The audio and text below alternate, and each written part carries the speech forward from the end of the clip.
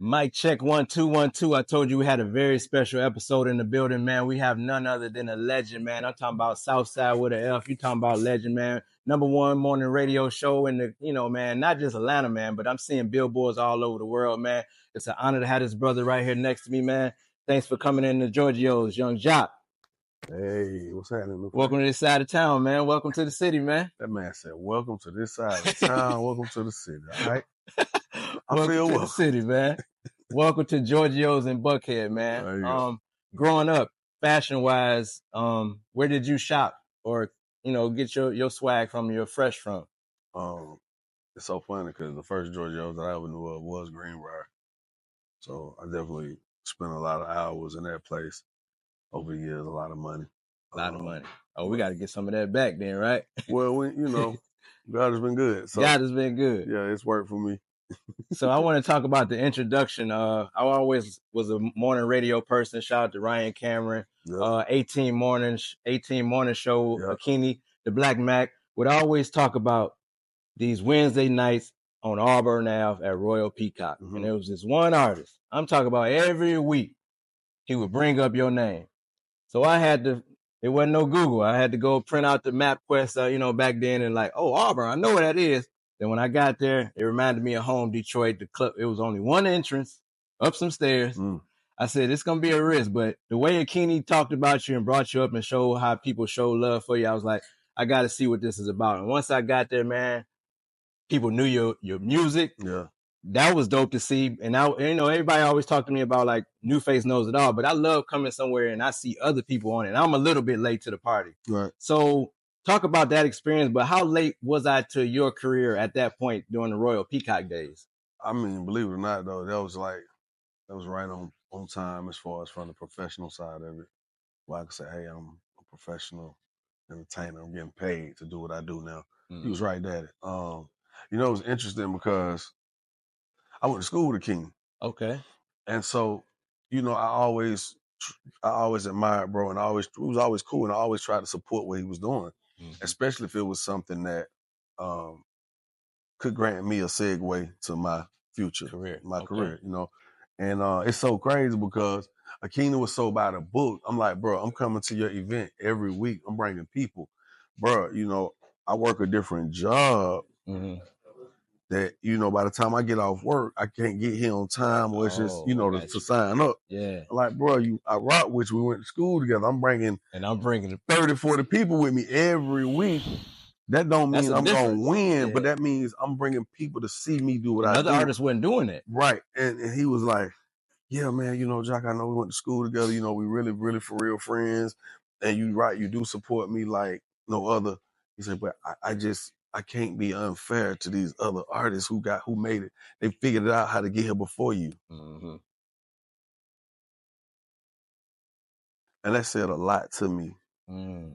It said that there is still some integrity out here in the world, and continue to play it the way you know how, the best way you know how. It will pay off soon. Mm-hmm. Because, I could have been the one giving him the little money and him letting me go on early, soon as you and not really having to go through that little extra amount of grind could have made me that much more hungrier for it. You see what I'm saying? Yeah. And it also told me you can't just buy your way because of relationships or just money.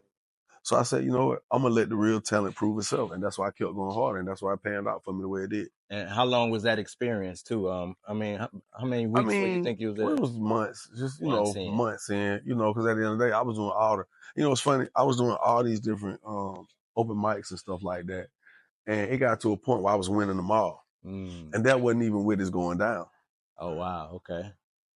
You know what I'm saying? Before that. Okay. Literally right before it's going down.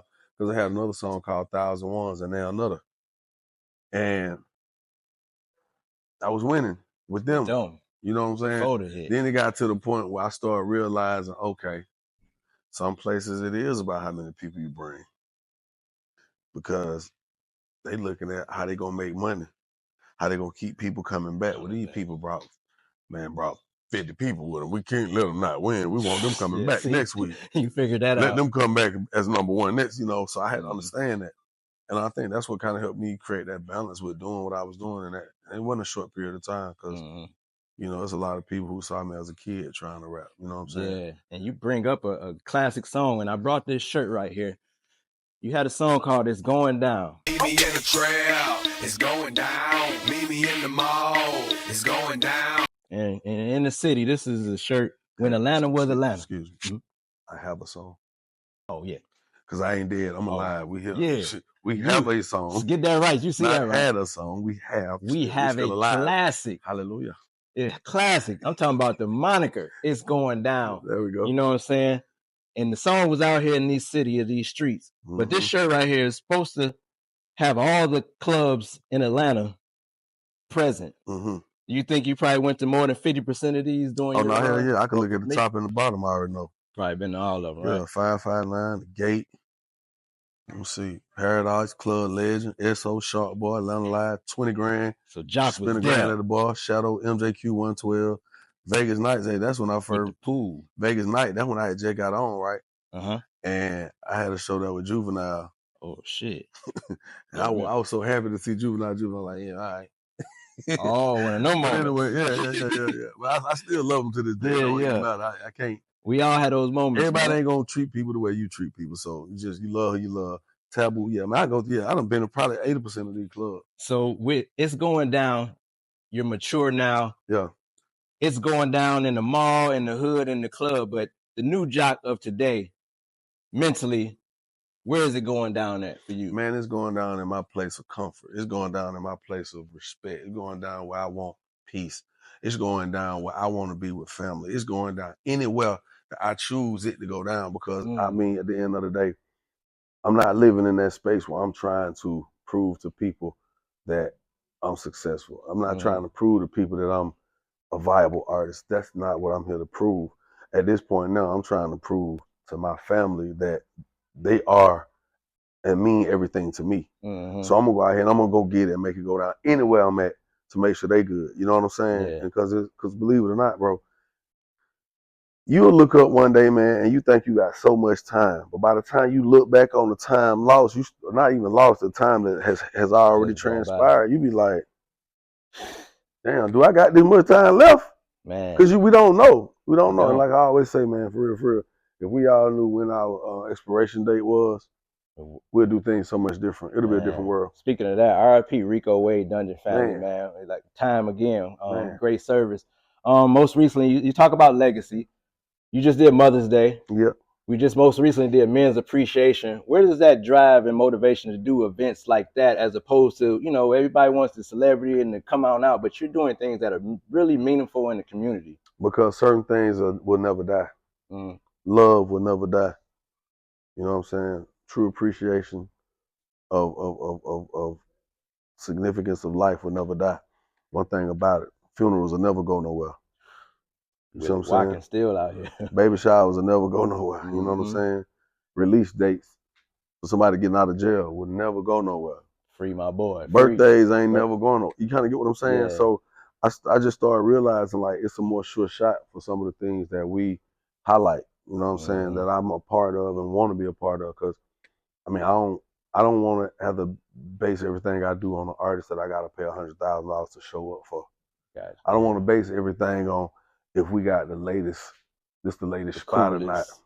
I don't want to base it on if we can give you a bottle and a section for a price cheaper than anywhere else. I want to base it on, you know what? You know it's going to be a good time. You know what this type of situation, with this type of event, you know what it means to you. You know what it means to our community. You know what I'm saying? You know you can't play with it a half step because people going to see right through it. So it's just more of a sure shot. Man, and most recently, talk about appreciation. Your birthday in City Hall. I'm talking about you took the City Hall over. Like they playing your music, with Mayor Andre is up there, right in the office right there, man. Right. Talk about the appreciation and love for that day, man. It was great to see everybody come out and you smiling in that event. Man, because to be honest with you, I had nothing to do with it. So, having people on my team that were able to pull it off, like Cherie, that was kind of like, she asked me about it, and I was like, we just filmed Love and Hip Hop. She like, but I mean, they ain't got nothing to do with your birthday. And I'm like, all right. We need people like that. No, so I said, okay. And so to pull up and not have to get on my phone and make all the phone calls and make all the decisions that showed me how much my people appreciate me. You know what I'm saying? To come in, I'm like, oh damn, we got Waffle House in the city hall. We got Magic City in the city hall. Okay, well, that was cool. You know what I'm saying? And it was definitely appreciated. It is what it is, man. I mean, like that's where we at in this present day. Like I don't want to continue to do the norm because that's average, and it's not about me being above average. It's not about me being par subpar. I just want to do what I want to do. I love to hear it. You know what I'm saying? I don't want to go with the protocol. Everybody, well, you gotta do this. You gotta have this for your party. You gotta have this and that. I don't gotta have all that. And you following your heart, because I'm sure you probably didn't imagine. I mean, maybe you did. #1 morning show with Streets 945, I imagine all this right? shit, NuFace. No. Oh, talk I imagine about all this shit. Nah, because I'm always humble. And I'm even humble now, but I'll be remiss to not tell the truth. Like, I did. That's how I'm able to go into the directions I go, because I could see it early on as a kid. Like, I'll give you a perfect example. We just had a Mother's Day little cookout at the park 2 days ago. And my uncle was there. And I took the director of my new movie and his manager, Dane Pierre and Birdie, and I had them at the park with me. You know, they was in town, they about to fly out. You know, we done wrapped the movie, Allure. I'm putting it out there. And so, shouts out to Smooth Films also. And so, my uncle walked up. He was about to leave, and we was just having a conversation about people in our lives that, you know, may inspire us. And I was like, "Hey man, let me introduce y'all to my uncle." So they're like, "All right." I said, "This is my Uncle Cerrone." And I was telling them, "Yo, this is the first black pilot I ever met. This is the first black doctor that I could call family in real time. Right? This man is responsible for my first flight ever. Ever. My first flight. So, and as we got to talk, like, oh, for real, man. And then when he walked away, you know, it was good. Love, see you later.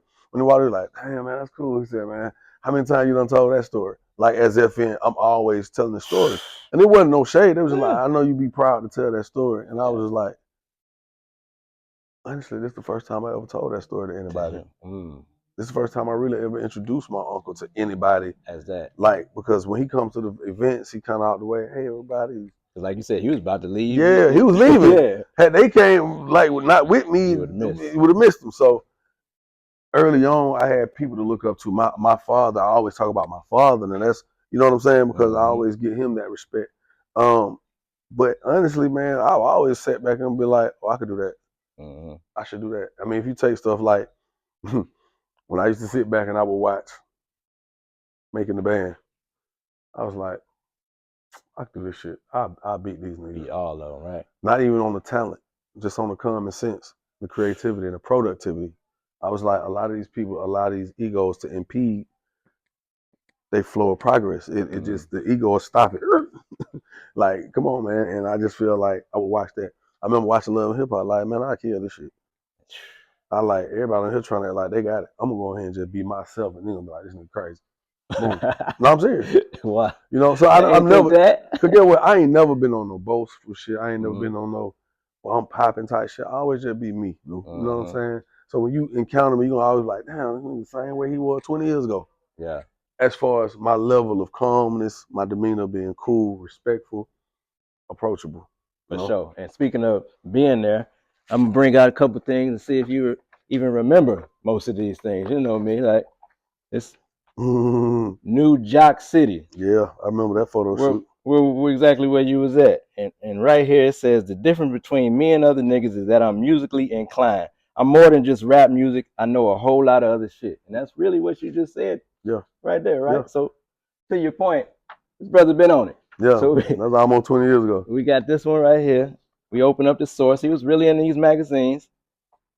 And we got here, oh, you got them exclusive game. Yeah. You remember, shout out to T. Yeah, shout out to T, yeah. I remember T even taking me to the spot where they was making all this shit at. Yep, he's actually, his new shop. Yeah, exactly, man. Yeah. And right there downtown, man. So looking at this picture right now, what would you tell this young brother right there, Joc today? What would you tell this young man here? Boy, you on your way. Because I can't say it's too much more I could say, because I bet on myself every time. Early on, I bet on myself, because I always was trying to help other people. I was always trying to help other people. So one thing I learned was creating relationships and nurturing relationships early on. You know what I'm saying? Because I had a lot of jobs where people paid me to work for artists. Oh, so I was always I understand exactly what I'm saying. So it's a whole different kind of strategy. When I was on the street team, when I was a bad boy, when I was just a hype man, when I was moving around as a how they say in radio baseball, rep, they teach you every field of the game. That is. And then again, so that makes sense why the name of this album would be Hustle Anonymous, because this is who you are. Yeah. And looking back at this brother right here, what would you tell this brother right here? At this point in my career, I would tell him, hey, don't be hurt or don't allow what you think is momentum to slow down your trajectory. Because this album didn't do as well as I wanted it to. There was a lot of things that were different when I made the second album. My bro Chino Dollar was in the feds. I was doing a lot. I was early on. I wasn't able to really have the same synergy that I once had. I wasn't around my same team in a sense because my bro was gone, and now here I am. I was just carrying that load. I was trying to, I'm getting the most money I had ever gotten in my life at this point. But then I'm also dealing with somebody who's trying to,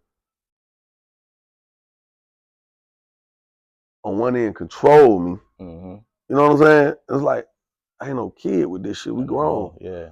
No, at that time I was grown. I don't got kids. I'm married with kids. What are you talking about? I'm paying taxes and shit too. You know, I gotta go get a physical like you. You know what I'm saying? Shit. No, little bro. Yeah, hey, don't little son me. Like we few years off. And so it was just different. But what I would tell him is, no matter what, keep going. Let this be a part of your legacy. This is just a milestone. This is not the end. Because that was I felt a lot of defeat in that moment in my life. And so to look back at it, I would say, keep going, don't worry. Some people are gonna judge you by what they think your level of success is, you know, or your rate. If somebody told you I would show up today for $5, you'd be like, oh, that ain't shit. But if I say, boy, I had to pay that boy $50,000 to walk through the door, then everybody be like, damn. So people would judge you on your success by your rate. You know what I'm saying? Because naturally we say the more successful, the more you earn, the more you can leverage. And that's what I would have to go back and tell him. Don't get caught up in that. It'll be all right. Man, and so we just celebrated Mother's Day. Father's Day is coming up. You know, if Joc could have his bucket list of a gift, because they always say we get, you know, socks and, you know, maybe a couple boxers and a screwdriver set. What would be on Joc's, you know, top 3 lists of Father's Day gifts? Father's Day gifts. I know you see it playing in the background. Yeah, hear it. I know you hear it. You know what, NuFace? Man, I just said something a few minutes ago, bro. I've been so blessed, man, that gift of love, life, and laughter will have to be on my 3. Because the rest of this shit don't mean nothing. Because a gift is only something that someone they sacrifice their time for money, then they sacrifice their money for whatever that gift is, right? And all that's cool, but they can never get their time back, right? The money we can get back, some gifts we can and can't get back. By the time you give up your time for something, in all actuality, it really has no value. But the way we think and we're taught in society as humans and how we barter in the system of trade for something of value, the shit really don't make a lot of sense. And we get caught up on that. There's nothing someone can give me that I don't already have. I mean, because a material possession means nothing to me. That's why I'm not out here boasting. It's so funny. Somebody made a comment to me the other day. Matter of fact, you know, we have people who work jobs where they may deliver something to your home. You don't know who the person is. UPS guy pull up and it's one of my partners from way back. You know what I'm saying? I'm like, oh shit. Small world.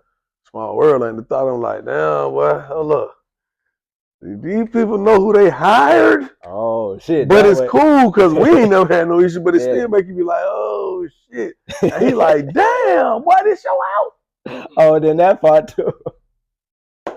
It's a whole different. Then he started looking at the cars, and I was like, what's up? So you get back to it. because I don't show certain stuff, people don't know certain stuff exists. I like it that way. Yeah. You know what I'm saying? So it ain't much that, okay, yeah, I don't own a Bugatti. No, I don't have $100 million crib like Drake. No, I don't have a fresh ass jet like Rick Ross with my name on it and all that. But some of that stuff don't move me. Mm-hmm. It don't mean I don't want it. I don't like, oh yeah, but you know, if you could get it, you would. Yeah, I would maybe. You, though. But that's not. I'm not chasing that. Mm-hmm. Most of the things that I've chased in my life, I don't walk them down, NuFace. I can say that shit as a man wholeheartedly. You know what I'm saying? I don't walk them down. You know, when you start talking to the car you want, to the house you want, to the type of money you want, to the type of woman you want. Yeah. You know, I don't walk most of that stuff down. You know what I'm saying? To the type of love you want, type of family you want. I don't walk that shit down, man. So I ain't nothing. So was there ever a purchase that you look back and said, because you know, got a little money and we new to it, but maybe you weren't. But was there that one thing that you said, I'm gonna just splurge this for me for this one time, and that you look back like, damn, I should have probably not bought that. The H chain? You still got the H chain? Was that worth? See, a lot of people don't know what's right next door. So I'm gonna tell you what's really interesting about this role of businesses. Mm-hmm. Like, I ain't never even really put this out on a platform now, but since it's NuFace, and you are the person who has been, you have definitely been a supporter. I appreciate it. Of our culture, and you're a person who's made a living and a presence off of the culture, your collection of things, right? So you asked me what was one of the first places I was shopping at was Georgio's. You pulled out a magazine, and you showed that jersey on me, right? Mm-hmm. And then the chain. Right? So this guy, where his business at? I see. Right next door now, right? So one of the first places I shopped at, right here, a lot of clothes you see and a lot of this stuff that I done wore came from Georgio's. Not this particular location, but this company, right? This right here came from the guy next door. Oh, man, we are live at Georgio's, man. And before we get out of here, man, I just want to let the people know what you got going on. We already tuned in the morning show. Shout out to Miss Shanika, Bonnie Banks, Shawty, the comedian. You know what my name is. Everybody on that team. Shout out to Cherie, man. We are live here at Georgio's. But before we get out of here, man, some word of advice on what's going on next in Joc's life, brother. Well, what's going on next in my life? Like I said, movies, and more movies. A new movie, Allure, is coming soon. We just wrapped last week. I feel really, really good about that. You know, love and hip hop is still present. Yung Joc in the Streets Morning Takeover still present. And I gotta say, just shouts out to anybody who will see this video, man. If you do tune in to our morning show, my morning show, I appreciate it. And I definitely want to say thank you, because we're still growing. Right now, we're about to pick up about 5 additional markets, which means that, you know, soon my syndication is gonna be done. You know how some just creep up and one day you be like, no, hold on, what now? You getting your Tom Joyner on? Hey, and that's somebody, actually Tom Joyner, Steve Harvey, even Greg Street, Ryan Cameron. Love it. You know what I'm saying? Frank Ski. You walk a lot of these cats, you know, Doug Banks, a lot of these cats made me be like, hey man, you know what? I done seen a million artists come and go. But you know who I don't see swap out that much? Is them morning show personalities. And I was like, dude, I said, this nigga Tom Joyner, 300 years old, and he's still doing cruising. I said, shit, now that side, it looks easy, even though I know it's logistics involved. But I said, yeah, I'm finna do that. I'm gonna try that. I tried it, and it's been working effectively now for me for 8 years. So I appreciate that. I just had to throw that out there. Congratulations. Any advice to anybody? Hey man, I don't care what you think about the future. It's not promised. But what is promised is everything that you're willing to sacrifice at this very moment. I'm here to tell you, it's not what you get out of the sacrifice, it's what you're willing to sacrifice. And until people realize that, you're gonna keep doing the same circle. It's just like, damn, maybe next year. Damn, maybe next year. And it's a whole routine. But until you understand that you're gonna keep doing that routine, well, what next time? Well, maybe next time. It's now. It's what you're willing to sacrifice, not the reward from the sacrifice. And most people don't understand that. So that's why when people say you're willing to dedicate your life to something, that is the bigger part than what's going to come from the dedication. Man, I want to thank you for dedicating and sacrificing this time to come to Giorgio's, man. For sure. Before we got here, you know what I'm saying? I want to thank you. Love and respect. We are out of here. Young Joc, let's go. Straight like that. Meet me in the trail, it's going down. Meet me in the mall, it's going down.